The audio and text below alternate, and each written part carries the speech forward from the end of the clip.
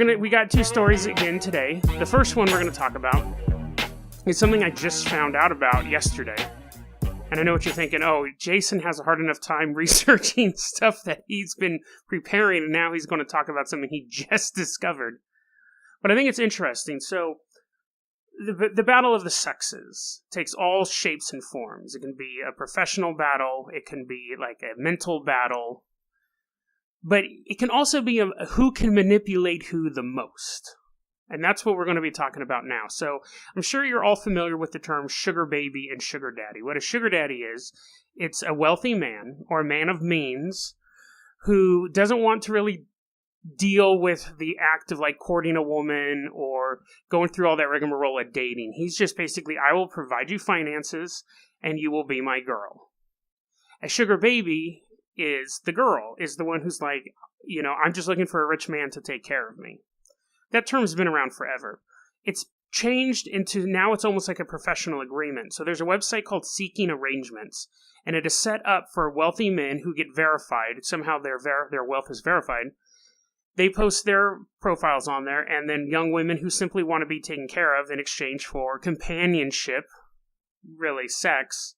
But it's not like a prostitute where it's on like a case-by-case basis. It's a lifestyle choice. So some of these women get paid, they call it an allowance of up to $5,000 a week. A lot of people are talking about, oh yeah, I get $5,000 a week from my man. And I'm reading all these, I found out about that. Well, I knew about that. I didn't know so much about, there's whole forums dedicated on how to be a better sugar baby and how to find the right men who are going to take care of you, who aren't, total losers, warning signs to look for, abusing people who are abusers, and so on and so forth.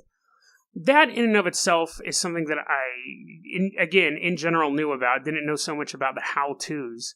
What I found out yesterday is there is an opposing side. There is a Skeletor to the He-Man of sugar babies, and the Skeletor is what is called a salt daddy. So instead of a sugar daddy, you're a salt daddy. And I saw that term yesterday, and I was like, okay, this is going to be this is going to be something interesting to research at 11 o'clock at night. A salt daddy is a man who pretends he's wealthy and seeks out sugar babies and manipulates them into sex. And I'm like, the thing is with life is there's a lot of times predators and predators bump into each other. I would consider somebody who is basically you can be you could say the relationship is consensual, but there's something slimy about it on all sides, the sugar daddy and the sugar baby. And now you have this third predator in the group, the salt daddy, who will basically go on these websites, contact these women, and be like, oh yeah, the Maserati's in the shop right now, but I can pick you up in my Honda Accord that I borrowed from my butler. Let's go to this hotel and have sex.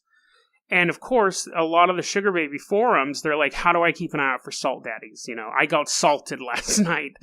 I went out with this guy. This was one of the salt stories, by the way. To me, this isn't a massive amount of money, but this is one of the salt stories. So this woman, she met this guy who said he was a sugar daddy, and he brought her champagne, but he pulled it out of his backpack, and it wasn't expensive champagne.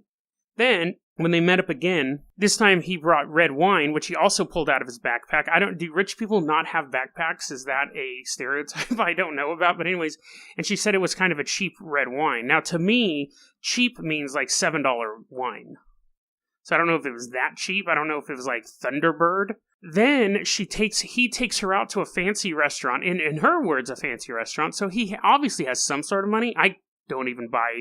I have a backpack. That's the only thing I can share in common with this guy in the story. I don't have enough money to buy wine to give to people. But he takes her out to a fancy restaurant, and then that night, he says, hey, I'm going to give you a little bit of a less allowance this time because I bought you dinner.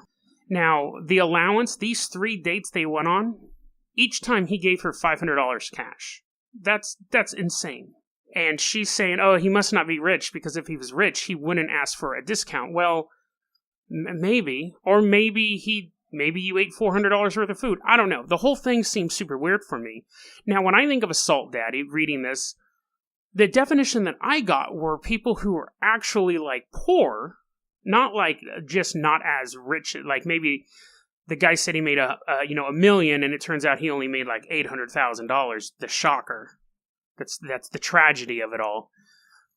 I was thinking more of somebody like me who was pretending that he was an astronaut, selling moon rocks for millions of dollars a gram.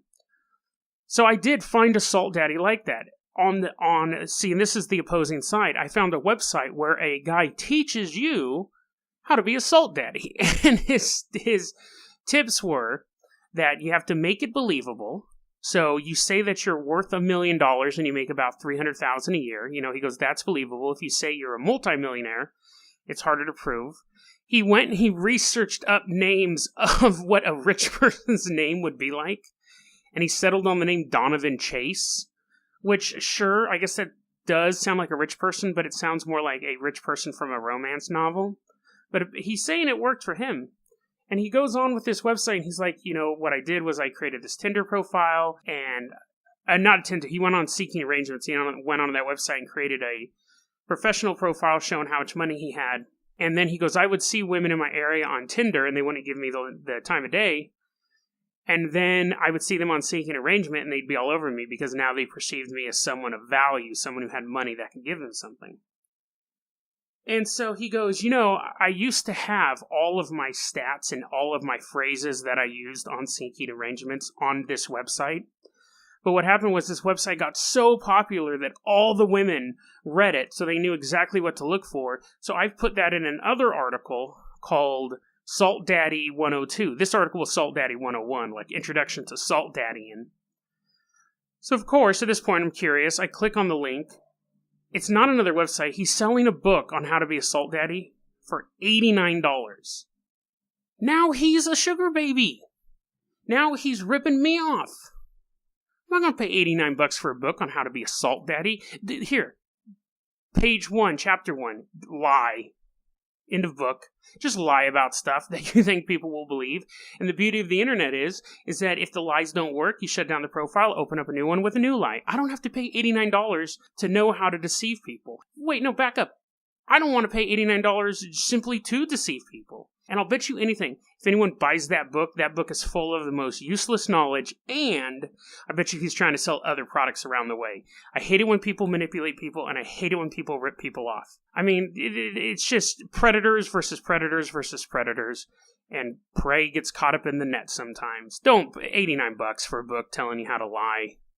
Ridiculous. Although I do think the term salt daddy is still pretty funny, but I don't recommend becoming a salt daddy yourself. I don't really recommend becoming and there's a war between the sugar babies too.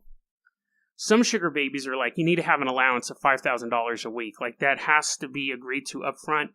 And other sugar babies are like, I don't need an allowance as long as I'm taken care of. Like, if I'm with a rich man and he's flying me around the world and he buys me stuff that I want, the fact that he's not giving me cash every Friday doesn't matter. And there was like a war on the forum, and they're like, you don't know how to be a sugar baby. I'm just looking for comfort. And I mean, you can meet somebody and get a genuine relationship out of it. That actually would be a really interesting rom-com where it's like a salt daddy tricks. I guess that'd probably just be called rape by deception. I don't think that would be a good rom-com.